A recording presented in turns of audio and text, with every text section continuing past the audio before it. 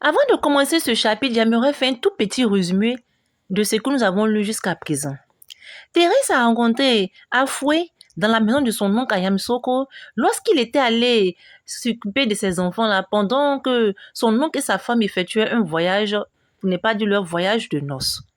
Et là, il a éprouvé des sentiments pour la jeune fille qui était elle aussi attirée par lui. Ils ont eu des relations 2 fois même. Elle lui a même donné sa virginité. Mais il est encore campé sur ses décisions. Il ne sait pas. C'est quelqu'un qui n'a pas encore éprouvé de l'amour profond pour une femme. C'est-à-dire qu'il drague, c'est un grand dragueur. Il avait plein de copines, mais il ne s'est jamais attaché réellement à une femme. Alors, il se voit encore mal de s'attacher à une femme comme Afoué qui est, selon lui, de conditions sociales très, très, très modestes. Il ne se voit pas en train de sortir avec une fille qui serait une nounou. Voilà son vrai problème. Alors qu'il ne sait pas que l'amour n'a pas de différence de peau, ni de classe sociale, ni d'ethnie. L'amour est un sentiment qui naît, qui surprend, qui vient un beau jour comme ça, c'est installé dans ton cœur, ça prend de l'espace et tu ne peux pas le retenir. C'est un sentiment noble, un sentiment qui n'a pas de calcul. C'est encore un sentiment qu'on ne peut pas l'avoir avec des calculs. Cela, il ne l'a pas encore compris. Et pour lui, c'est inconcevable qu'il soit avec une fille qui soit une servante, une domestique. Cela ne va pas ensemble. Alors qu'il ne sait pas que le cœur a ses raisons que la raison ignore. Enfin, nous commençons le chapitre 9. Thérèse Delors quitta Yamoussoukro tôt le lendemain de la fête. Son oncle lui avait gracieusement offert la Renault Laguna. Le jeune homme avait été estomaqué par cette largesse inattendue. Ce présent inespéré, il reconnut là le trait de bonté vaniteuse et condescendante du riche, le cadeau brusque qui surprend comme une gifle et coupe le souffle à celui qui le reçoit. Garde la Laguna. Ça t'évitera de prendre le bus pour aller au bureau. J'attends ma Mercedes SLK compressor pour la semaine prochaine. C'était vanté Célestin et Bitoa. Ah, la Mercedes SLK compressor. N'était-ce pas cette Mercedes qui avait fait parler d'elle un moment au temps de Mathé, la chanteuse ivoirienne? Je me pose bien cette question. Thérèse Delors aimait follement la vitesse et étant seule à bord du véhicule, il s'en donna à cœur joie. Finalement, son séjour dans la capitale politique du pays avait été très agréable et lui avait beaucoup rapporté. Il y était arrivé en car et repartait au volant d'une Renault Laguna, la sienne. Thérèse Delors revit ses cousines et le petit Cédric en pensée, puis l'image de leur nounou s'imposa à lui. Décidément, il n'arrivait pas à chasser cette Afoué loin de son esprit. Elle disait porter une grossesse de lui. Il ne doutait pas un seul instant de cette paternité, mais il n'en voulait pas. Elle n'avait qu'à s'en débarrasser. Il y avait certainement des faiseuses d'anges dans la ville. Il ne manquerait plus qu'il soit le père de l'enfant de la nounou. Quelle honte! Cependant, Thérèse Delors n'était pas pleinement satisfaite de sa décision. Chaque fois qu'il évoquait les traits décomposés de la jeune femme, quand il lui avait dit qu'il ne voulait pas entendre parler de sa grossesse et qu'il ne devait absolument rien rester de leur contact intime, il s'était fait violence pour prononcer ces paroles qui n'étaient pas celles qu'il avait dans son cœur. Thérèse Delors avait pris fonction dans le célèbre cabinet. Une surprise l'y attendait. Il était d'emblée promu directeur d'audit. Son oncle actionnaire majoritaire l'avait imposé à ce poste vacant à son insu. Thérèse Delors était cependant un bourreau de travail et avait l'étoffe d'un directeur. Il avait également les diplômes et la compétence requise pour assumer une telle fonction. Mais, pour faire taire les rumeurs jalouses qui circulaient, il s'investit à fond dans le travail et fit rapidement ses preuves. 2 mois passaient ainsi sans qu'il ne rencontre aucune femme. 2 mois pendant lesquels il mena une vie de pure chasteté. Rien qu'en pensant à toutes les péronnelles qui, dans la société et en ville, tournaient autour de lui en minaudant, il était furieux et éprouvait un profond dégoût. Marie-Noël, qui voulait renouer avec lui une relation plus suivie, plus profonde, passait chez lui le relancer de temps en temps, mais elle se heurtait toujours à un refus buté et même exaspéré parfois.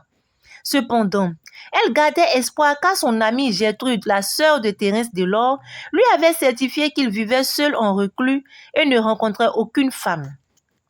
Seule la silhouette d'Afoué trottait en permanence dans l'esprit de Thérèse Delors. Il ne pouvait plus se cacher qu'il aimait follement la jeune femme. Cette douce fille qui lui avait spontanément offert sa pureté sans chichi, sans condition, sans rien exiger de lui, avec une inimaginable spontanéité. C'était une fille bien, à l'âme pure, élevée et délicate. Et elle portait en elle le fruit de leur amour. Ce fruit qu'il avait renié. Cet enfant qu'il avait jugé indigne de lui parce que sa mère était une domestique. Avait-il le droit de condamner cet innocent pour de telles raisons? Revenir sur sa décision fut incroyablement difficile. Le jeune homme était en proie à une lutte intérieure acharnée entre l'envie de revoir Afoué, l'accepter avec leur enfant et l'alternative de rester sur sa position, rejeter définitivement la jeune fille et l'enfant. Finalement, sa dimension humaine prit le dessus, son amour et son désir de paternité furent plus forts. De jeunes cadres dans sa position épousaient bien des villageoises complètement analphabètes que leurs parents faisaient venir du village et leur imposaient parce que la tradition l'exigeait. Son cas n'était pas aussi dramatique puisqu'il connaissait Afoué et l'aimait. En plus, il avait eu pu, ce qui n'avait pas de prix, comme si elle s'était réservée pour lui, comme si elle l'avait toujours attendu. Un événement heureux dans la vie de Maximin Miezan avait fait comprendre à Thérèse Delors que son bonheur était aux côtés d'Afoué. Prisca attendait un bébé et Maximin était à ses petits soins. Il était plein de sollicitude et prévenait les moindres désirs de sa fiancée. Il l'appelait affectueusement la future petite maman chérie. Thérèse Delors ne quittait plus le domicile de ses amis. Il y passait le week-end et arrivait chaque fois avec un cadeau dans les bras. Il n'avait plus de pendant pour la Java.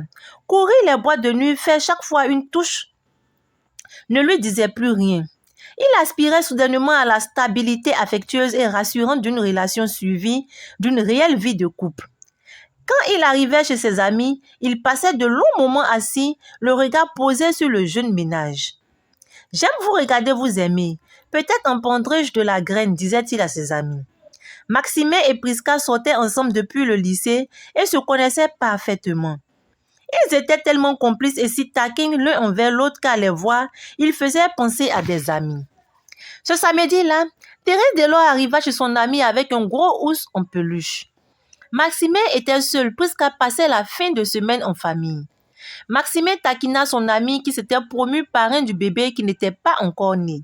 « Tu dépenses un peu trop pour ton filleul, attends au moins sa venue au monde, fit-il.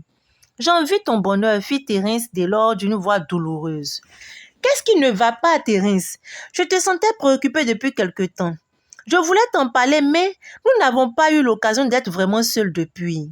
Je pense sans arrêt à une fille que j'ai connue à Yako. Tu es amoureux, mon pote, j'en étais sûre, l'interrompit Maximin. À te voir complètement désintéressé des modalités et des sorties continuelles, je me doutais bien que ton cœur était enfin pris, reprit-il d'un ton enjoué. Thérèse Delors ne répondit pas immédiatement et posa sur son ami un regard mélancolique et douloureux. Les choses ne sont pas aussi simples.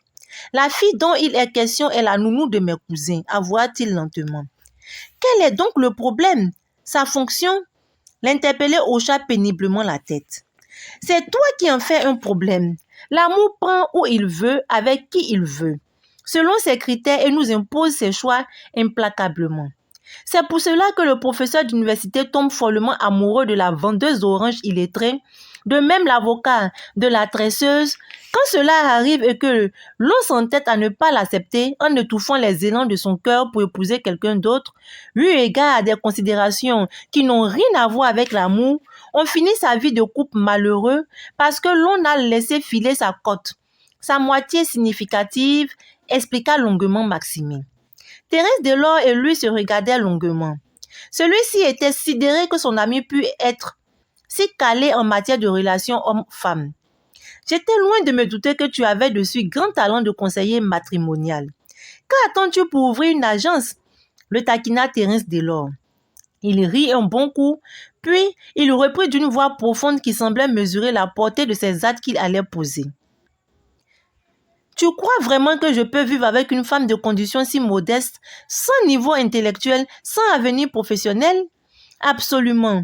Si tu es tombé amoureux d'elle, c'est parce qu'elle a d'énormes qualités. D'ailleurs, tu peux l'éduquer, lui faire prendre des cours d'alphabétisation, de formation professionnelle. Beaucoup d'autres l'ont fait avant toi. Tu n'es ni le premier ni le dernier. Tu n'as d'ailleurs pas le choix.